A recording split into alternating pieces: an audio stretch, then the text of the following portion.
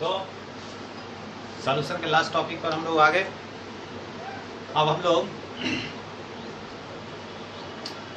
Abnormal में आ रहे हैं।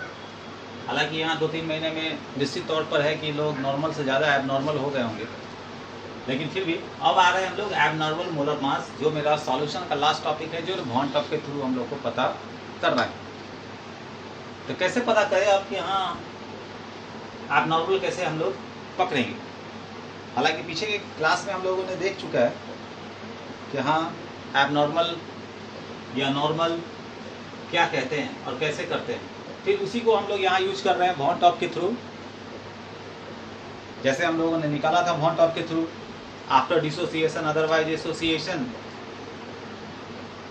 और फिर बिफोर डिसोसिएशन अदरवाइज एसोसिएशन।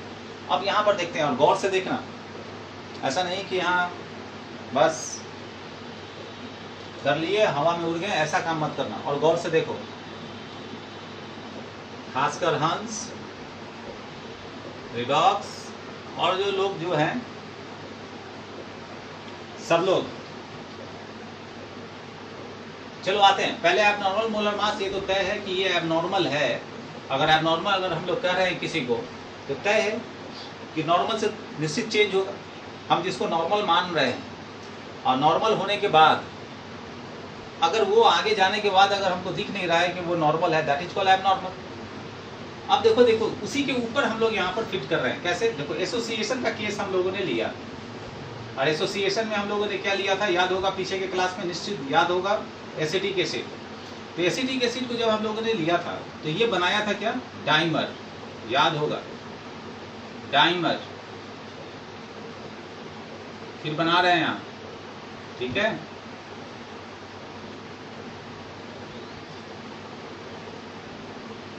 शायद यहाँ आएगा नहीं, थोड़ा सा और छोटा करते हैं, दिखाई देगा। गौर से देखना, दिखाई देगा। मेरा नहीं, मेरा आँख खराब है, आप लोग का नहीं है।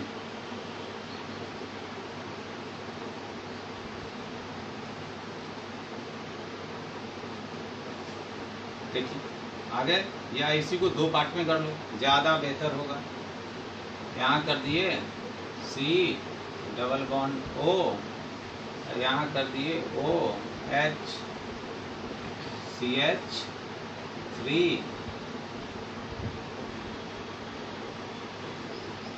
ज़्यादा बेहतर है थोड़ा, CH3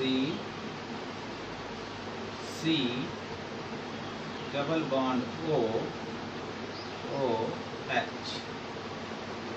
CH3 C OH।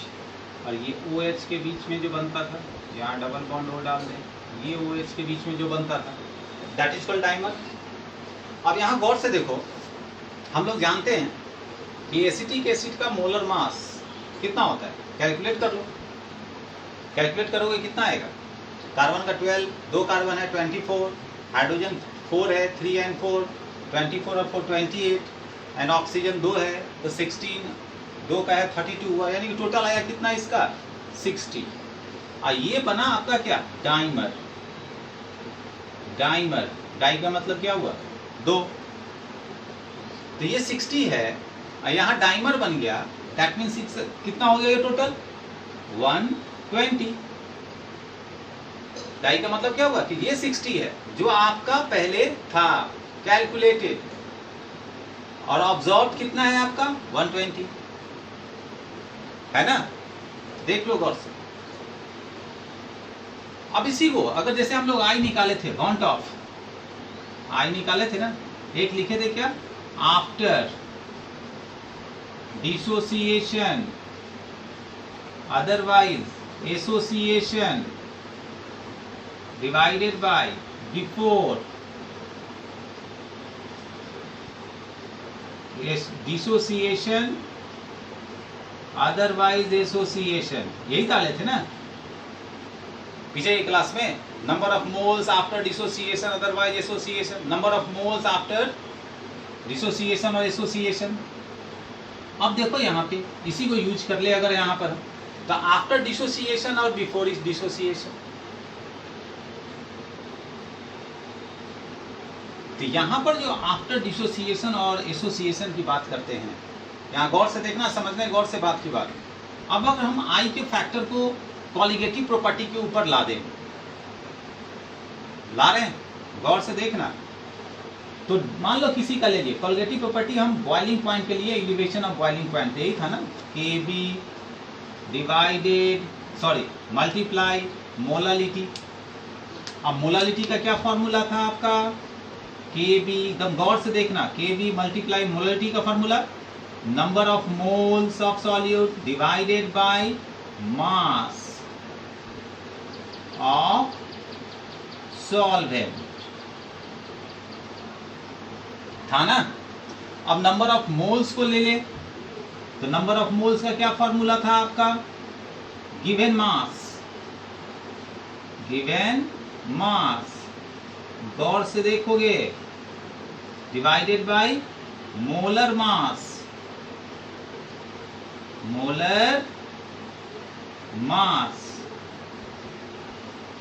Divided,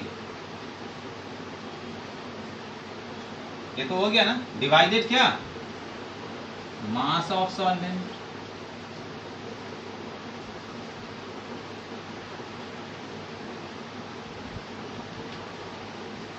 अब देखो गौर से, ये डिवाइडेड है, ऊपर जाएगा मास ऑफ सॉल्वेंट। अब जैसे ही ये ऊपर जाएगा, ये ऊपर अगर गया तो क्या होगा, ये फॉर्म भी क्या हो जाएगा आपका, अब्सॉर्ब्ड और कैलकुलेटेड। जो हम लोगों ने यहाँ लिखा था, ये आपका क्या था, ऑब्जॉर्ब था, याद करो, था ना ऑब्जॉर्ब। ये क्या था आपका 60, कैलकुलेटेड था, ये कैलकुलेटेड और ये ऑब्जॉर्ब। तो absorb colligative properties divided by calculated colligative properties डाले। अगर ऑब्जॉर्ब हम डालते हैं तो 120 होगा, कैलकुलेटेड डालेंगे तो 60 होगा। तो 120 डिवाइडेड बाय 60 तो 2 आ आएगा। तो यहां पर हम लोगों ने कितना लिया था, याद करो, 2 मोल लेके चले थे हम लोग। अब लेकिन जैसे ही हम लोग यहां लेकर आते हैं, इसी को प्रूव कर रहे हैं कि कैसे इसको हम पलटेंगे। लेकर आते हैं तो डिवाइड के नीचे डिवाइड है, तो फिर जैसे ही ऊपर ले जाएंगे, उसको हम मिटा रहे हैं, दिखाई दे रहा है ना, मिटाए ना। तो डिवाइड के नीचे डिवाइड है, तो ये ऊपर जाएगा। जैसे ही ऊपर गया ये, तो I इक्वल टू क्या लिखेंगे, जो यहां हम लोगों ने लिखा है, कैलकुलेटेड, ऊपर चला जाएगा, और ऑब्जॉर्ब्ड नीचे आ जाए। कॉलिगेटिव प्रॉपर्टीज आएगा, पलटिएगा यहां पे। अब देखो यहां गौर से, तो कैलकुलेटेड मेरा कितना है 60, तो I इक्वल टू 60 डाल दिए हम लोगों ने, और ऑब्जॉर्ब कितना आ गया मेरा 120, तो डाल दिए 120, डिवाइड किए, कितना आ गया 1/2, यही आता था ना, यही आता था ना। तो ये बात याद रखना हमेशा कि जो आप कैलकुलेट करते हो किसी का मास, डिसोसिएशन के केस में भी दिखाएंगे, ये एसोसिएशन का केस में हम आपको बता रहे हो अभी। ये हमेशा याद रखना दिमाग में, या नहीं हो तो नोट कर लो कि अगर वॉन्ट ऑफ फैक्टर नहीं होता, आई अगर नहीं होता, आई का इस्तेमाल अगर हम लोग नहीं करते, तो ऑलवेज एबनॉर्मल की बात होती रहती। ये आई ही है, ये वॉन्ट ऑफ ही है जो एबनॉर्मल को कॉलिगेटिव प्रॉपर्टी के अंदर नॉर्मल बनाकर रखता है। समझ रहे हो बात को? फिर से बोल रहे हैं, गौर से सुनो बात को। अगर वॉन्ट ऑफ फैक्टर का इस्तेमाल, आई का इस्तेमाल अगर न करें हम लोग, बिना आई के इस्तेमाल के अगर कॉलिगेटिव प्रॉपर्टीज का हम लोग इस्तेमाल करें निकालने में, तो ऑलवेज वो एबनॉर्मल की बात होगी। लेकिन अगर आई ही है जो एबनॉर्मल को नॉर्मल के फॉर्म में लाता है, ये वॉन्ट ऑफ का ही है कंडीशन जो आपका ये काम हो पाता है। समझ गए बात को? इस चीज को याद रखना कि वॉन्ट ऑफ के थ्रू ही ये काम हम लोग कर रहे हैं। समझ गए बात? ये हमेशा याद रखना। ऑलवेज, नहीं तो समोसा खाकर सो जाना। आजकल समोसा काफी मिलने लगा है दुकान खुलने के बाद।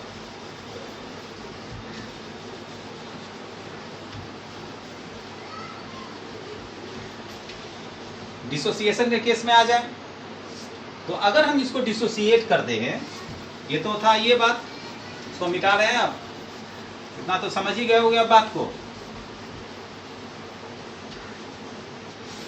अब देखो डिसोसिएशन का केस जो आप पहले से जान रहे हो, NaCl हम लोगों ने लिया तो ये कन्वर्ट हो गया किसमें, Na+Cl- में।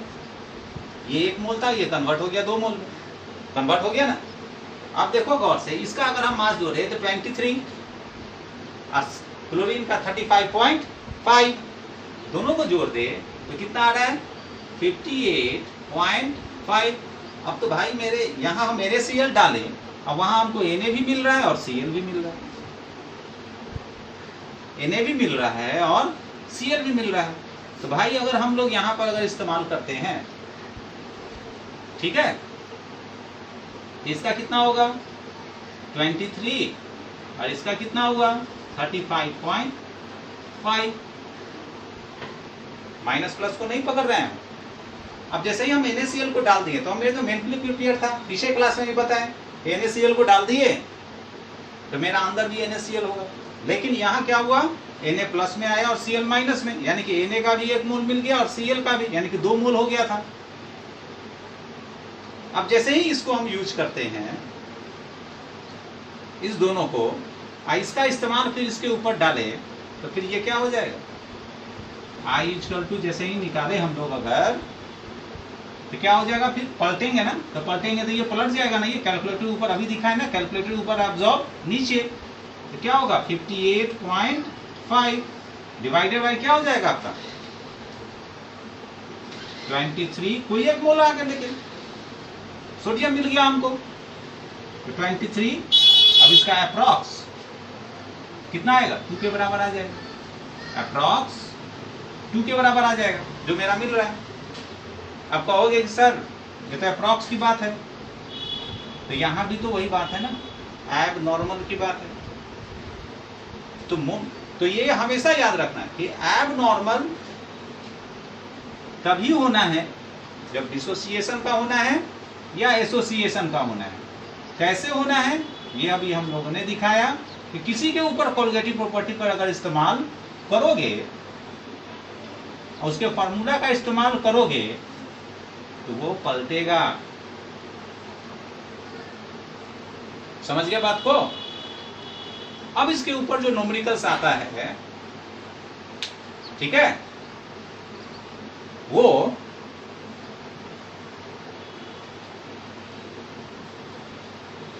हम आपको दिखाते हैं कि कैसे इसके ऊपर पुट करते हैं।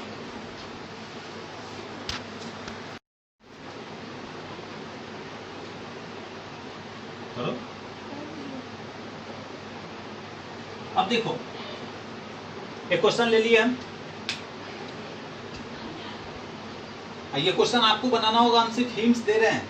अगर आप नहीं बना पाओगे तो हम समझेंगे कि आप सही से क्लास को अटेंड नहीं कर पा रहे हो। सिंपल सी बात, क्योंकि हम जस्ट अभी हम आपको बताए थे और उसी ढंग का क्वेश्चंस को हमने यहाँ डाला है। Calculate the boiling point of solution containing 0.61 gram of benzoic acid in 5 gram of carbon disulfide CS2, assuming, यहाँ गौर से देखेंगे, गौर से देखोगे यहाँ, assuming 84% डाइमेराइजेशन। अभी हम लोग डाइमर क्या पढ़े थे ना, एसिटिक एसिड पढ़े थे ना, डाइमेराइजेशन ऑफ एसिड। तो एसिड कौन सा यूज करेंगे हम लोग, आप जानते हो ना कौन सा डाइमेराइजेशन करता है एसिड में, acetic acid. The boiling point and Kb, Kb का वैल्यू दे दिया आपका, कहां दे दिया, ये 2.3 केल्विन केजी पर मोल। आपको निकालना है calculate the boiling point of solution. आप फार्मूला जानते हो गौर से, अभी जस्ट हम उधर बता रहे थे, हम आपको हिंट्स दे रहे हैं। सिर्फ काफी सिंपल क्वेश्चन है, सिर्फ इस्तेमाल करना है delta TV is equal to KB into M, जो M था आपका मोलालिटी। अब इसको मोलालिटी को चेंज करते हैं, देखो हम हटा रहे हैं मोलालिटी को और चेंज करते थे मोलालिटी को, तो किस में चेंज करते थे फॉर्मूला में? WA इंटू 1000 डिवाइडेड बाय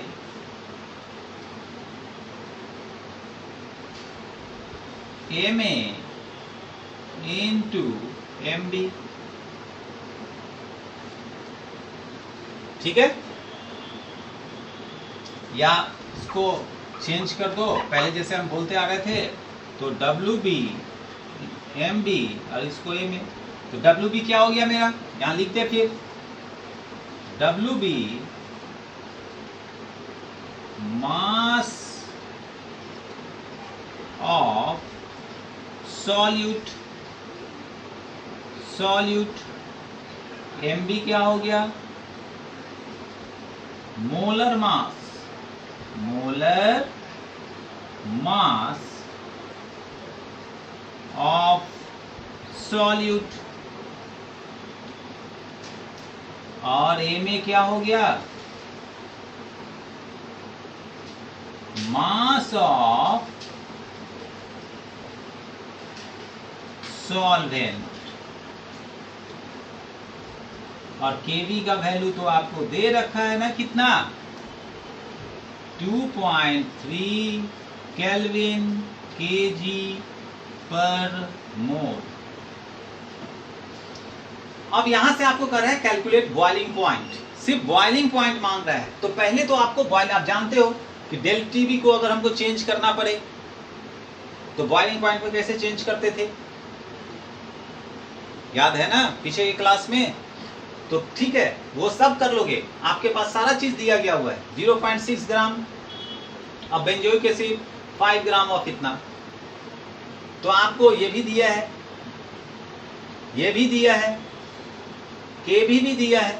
अब आप कैसे निकालोगे इसको, पुट कैसे करोगे? एज्यूमिंग 84% डाइमेराइजेशन है, 84% डाइमेराइजेशन है। अब आप, इसलिए इसको हम सर्किल किए हैं कि इसका इस्तेमाल कर और आपको इसको सॉल्व इसी के अनुसार करना है, क्योंकि जैसे ही इसका काम कर रहे हैं, डाइमेराइजेशन कर रहे हैं, तो यहाँ I आएगा, I से मल्टीप्लाई करना होगा। अब I से मल्टीप्लाई अगर करोगे तो I तो आपको पता चल जाएगा डाइमेराइजेशन। अभी हम आपको बताएं एसिड का, तब इसको आप कैसे निकालते हो ये हम देखेंगे कि हाँ, अब आप इसको कैसे निकाल कर लाते हो। समझ गए बात को? तब हम समझ पाएंगे कि सही मायने में आप क्लास को सही मायने में दिमाग से अटेंड कर रहे हो। ये काफी सिंपल क्वेश्चन है, बनाने के लिए एकदम सिंपल है, समोसे की तरह है, आराम से खाओगे और फट खत्म हो गया। क्लियर है? कर लोगे? करके हमको दिखाना।